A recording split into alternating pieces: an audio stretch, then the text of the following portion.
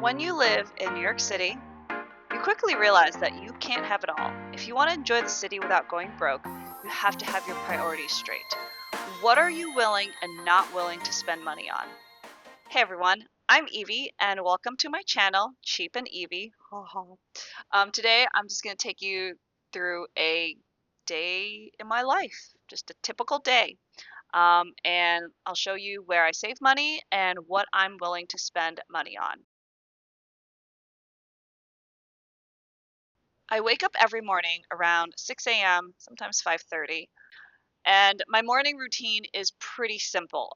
Brush my teeth, use the bathroom, drink some water, feed the dog, walk the dog, and then I get started on breakfast. And this is like a big chunk of my savings is not really having any sort of expensive products or I guess morning routine with the makeup and the hair and all that kind of stuff. Breakfast is always a serving of muesli with granola and blueberries and 3 steamed eggs, and that will keep me full till lunch. And because I have so much time in the morning, I can also make lunch simultaneously while I make and eat my breakfast. Now, lunch today is steamed bok choy and some chicken patties that I am making from ground chicken that I bought. Um, this will save me about $20 or more, $25, something like that. Where I usually work, the places around there at lunchtime in Midtown, it can get expensive. And yeah, who doesn't love to save $20? That's basically like a whole cocktail here in New York. All right, so the other thing that people spend money on is fitness. For me, I run outside. I don't enjoy running. I definitely don't enjoy running outside, but I do enjoy the fact that it is free. For a while there, I had a very expensive gym membership because I was just like too much of a weenie to run outside. And I was like, I need to be in this beautiful place on this beautiful treadmill that could tell me all of my stats.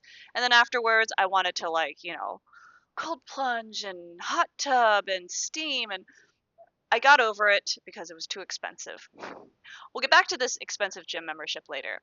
Now, where I'm willing to spend my money on is rock climbing. So I do have a rock climbing membership. It runs me about $131 a month.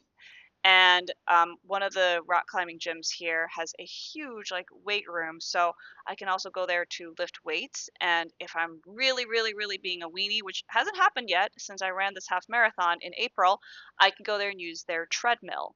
So for me, that rock climbing gym and all of its other little satellite gyms are worth the $131 a month. Next up is the workspace. So I work remotely, and this is where my next expense comes in. This is something that I'm very happy to spend money on. Is I have a WeWork membership. It costs me $290 a month. It's also where EV math comes in. So I don't have internet in my apartment. My apartment is extremely small. It's like 400 square feet. I don't have internet here. Um, so that WeWork membership, that $290, includes the $100 that I would pay if I had internet at home. So basically, it's $100 of internet, and then it's like 190 for the co-working space, which I find to be pretty reasonable. Um, they have great Wi-Fi. They have meeting rooms. They have little telephone booths to take calls, and it's quiet there. Unlike the fancy club that I used to work from, because that was what I did. Is I had a fancy gym membership, and it was basically a club, it's like a fitness club.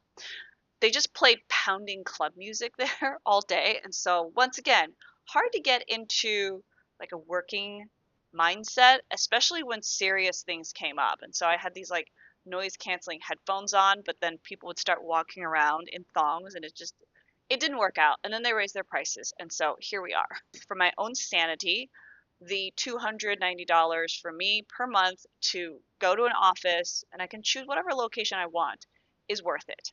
I can also take my dog there, and they have WeWorks in a lot of places that I travel to, and so it's just a great place to hang out, really. Oh, and remember that lunch that I made? WeWork has refrigerators and microwaves and utensils and a sink where I could wash all of my stuff. So I just bring my lunch and once again, saving that $20, I just eat at WeWork.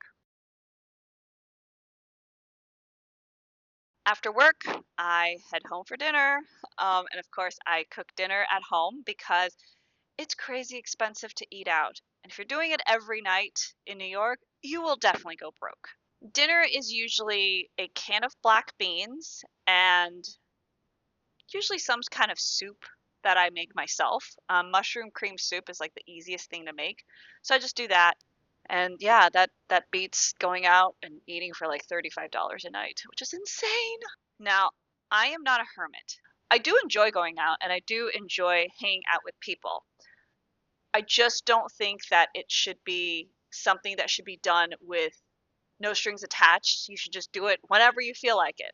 So these are my rules for going out. They're really simple. Two rules. The first one is the social rule, socialization rule, which is if I'm going to go out, there has to be a social component to it. If there is no social component to it, I probably won't go because I don't see the point of sitting at a restaurant, eating by myself,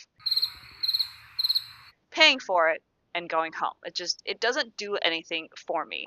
The second rule is what I call the good food, good drinks rule. So if I'm going out and paying, I don't know, $20 for a cocktail or more, that thing had better be a work of art. I will not pay $20 for a Cosmo. That's insane. Um, I'm not going to go out and pay $12 for a beer. Unless that beer is like, some imported Belgian beer, sure. But if it's just like, I don't know, some Omegang brew from upstate New York, no, not doing it. And the same goes for food. Things like sushi, sashimi, really good French pastries, really good steak, all of those things. Stuff I cannot make at home by myself, I will go out and eat and pay for. If you're going to spend money, make sure you are doing it well and you're eating well and you're drinking well and you're in the company of good people. Remember how I said that I don't have internet in the apartment?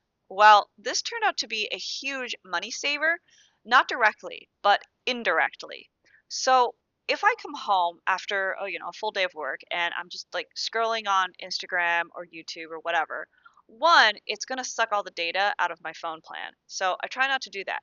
But two, scrolling exposes you to a lot of ads, especially Instagram ads. I have to say, marketing companies are fantastic these days.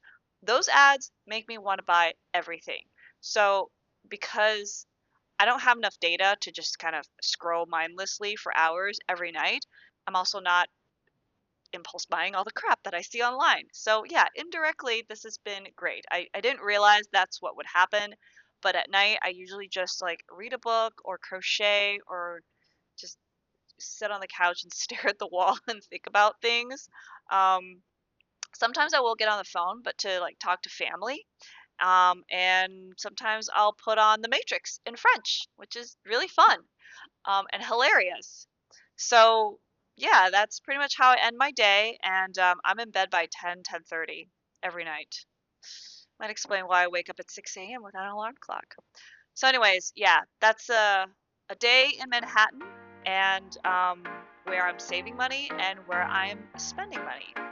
If you are looking for more realistic tips about living in the city, give me a follow and I will see you guys in the next video.